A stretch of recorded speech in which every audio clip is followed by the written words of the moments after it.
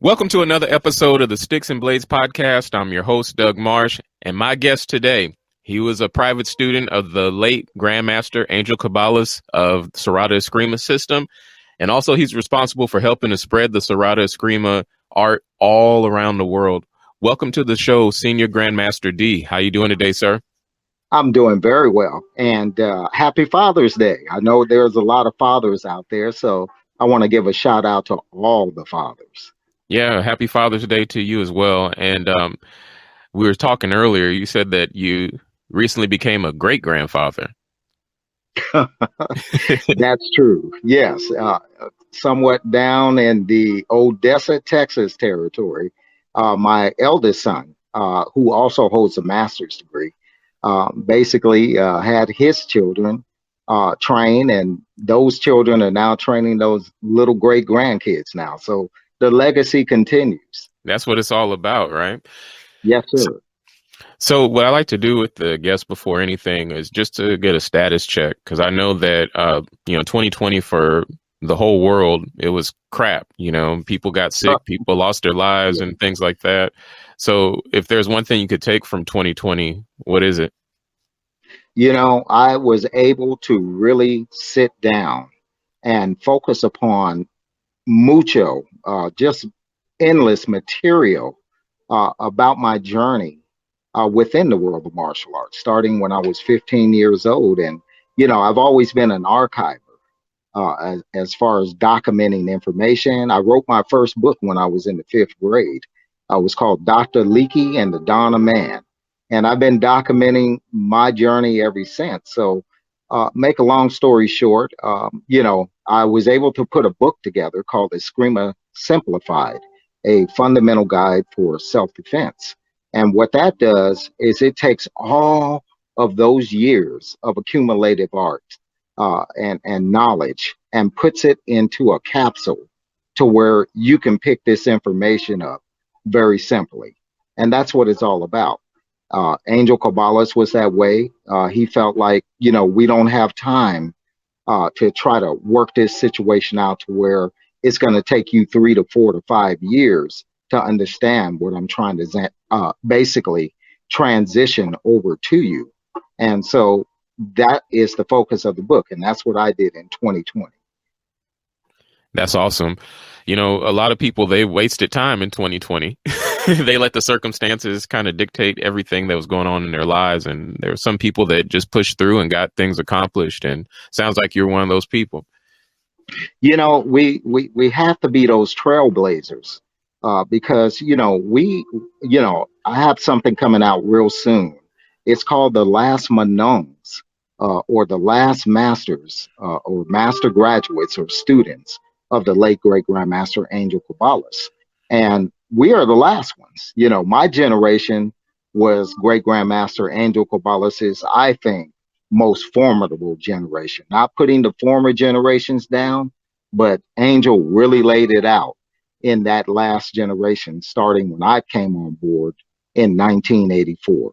And that's why I say we're the trailblazers, and we have to be representatives of those who are within the other generations that have come along. And that's my major commission right now. I'm sharing information at will. Yeah, that's awesome. So you said you started with Angel back in 1984, but prior to that, were you doing any martial arts? Oh, most definitely. Yeah, I started teaching at the age of 17, and the system was a conglomerative affair, put it that way. It was based and rooted in the system of Kajukembo, first of all. And from that concept, I was able to incorporate and to learn boxing techniques that later became kickboxing, full contact kickboxing.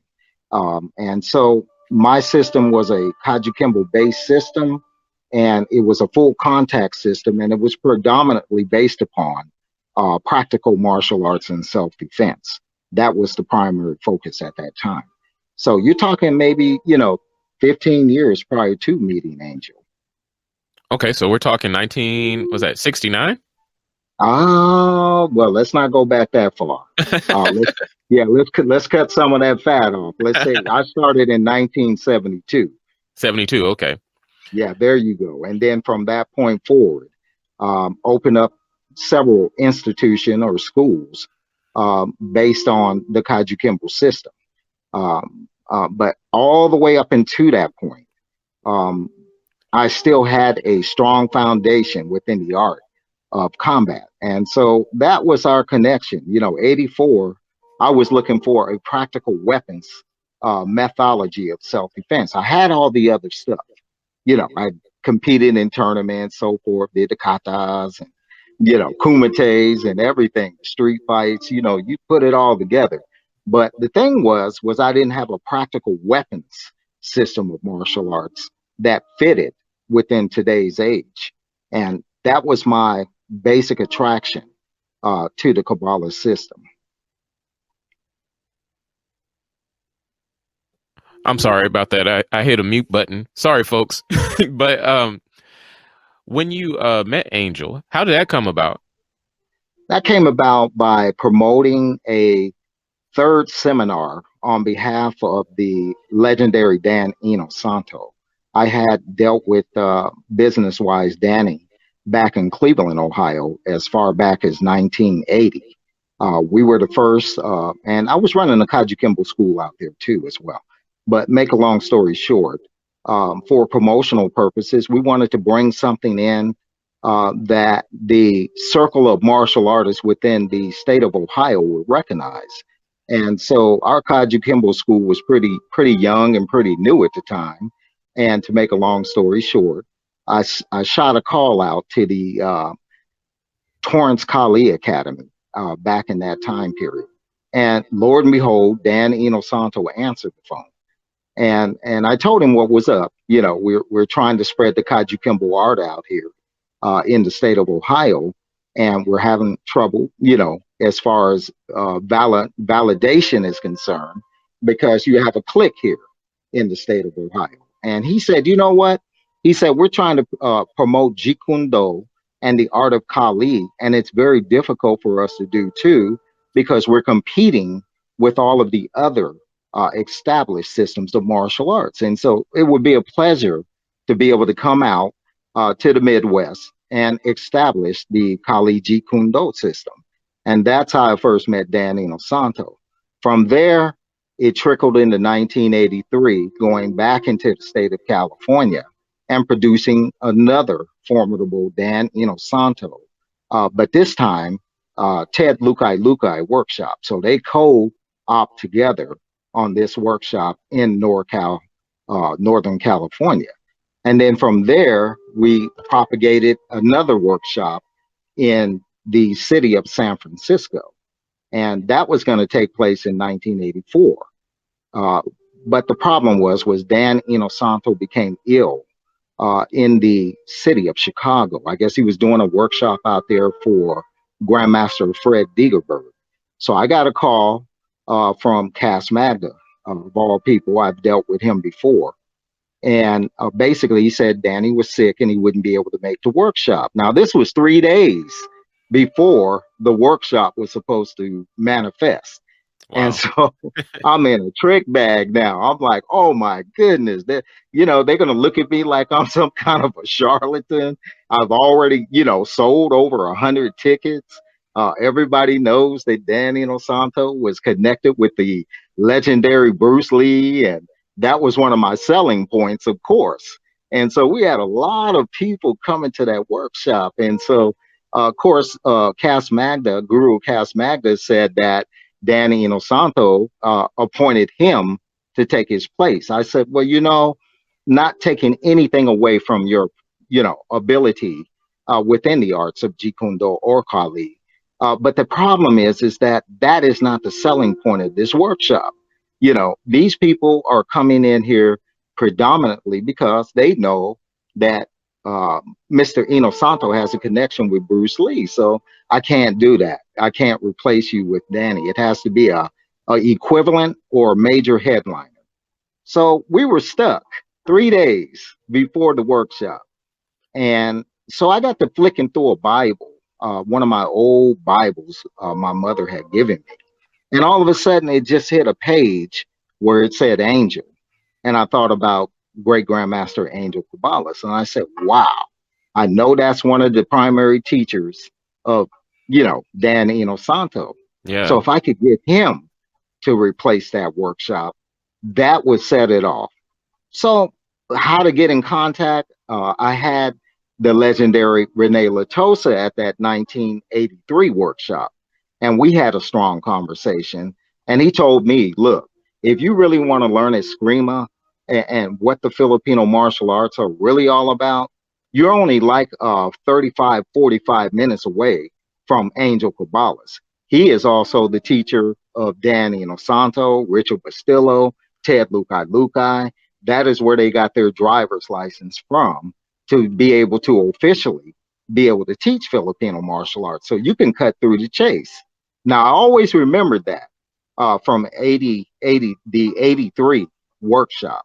And so because of my allegiance and loyalty at that point in time with dealing with Dan Inosanto, I didn't take that ride. In other words, but in this situation, going back to 84, I said, you know what? I'm going to give Grandmaster Latosa a call. I called him up, asked him if he would take Danny's place.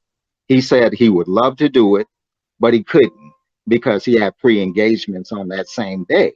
He said, but here's what I'm going to do for you.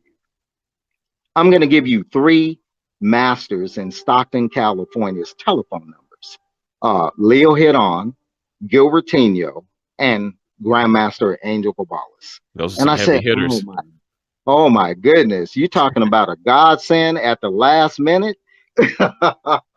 I called all 3 of those great masters up, and I spoke with Leo Hidon first, and he told me he had pre-engagements as well. Then I called up the late great Grandmaster Gilbert Tenio, and he jumped on board. He was like, I'd be more than happy to be there. And then from there, I shot the call out to Angel Cabalis, and I told him the whole story of what happened. And this is what he told me. He said, the thing is that I'm the teacher of all of those people that you mentioned.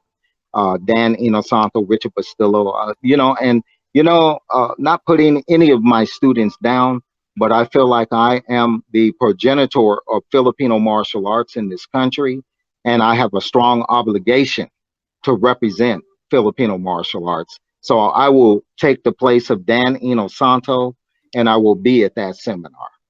And Wow. so, oh man, tears flowed.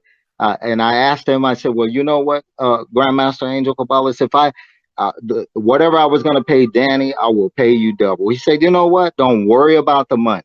It's not about the money. It's about the the propriety of what it is that you're promoting in that area. That is top-notch priority. And so I will be there. And that's how that started. And then from that point on, of course, we had some